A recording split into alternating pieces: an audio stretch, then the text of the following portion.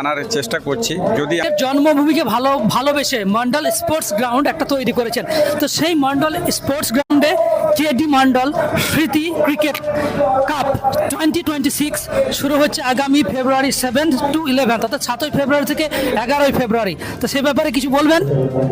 হ্যাঁ, আমাদের শান্তি কমিটির যত সদস্যগণ আছে সেই সদস্যগণের মেন একজনকে মাথা করা আছে সুমজান আলী।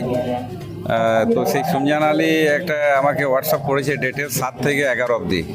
তো সে ফেব্রুয়ারি মাসের, তো সেই ডেটেই খেলাটা হবে এবং ওটাও বেশ বড় ধামাকা অনুযায়ী খেলা হবে। আমি মহিম ভাইকে বললাম মাঠের মধ্যেই যে ভাই তুমি মাঠে যাবে, যেহেতু তুমি খেলাধুলার সঙ্গে যুক্ত আছো, তুমি জিনিসটা বুঝো।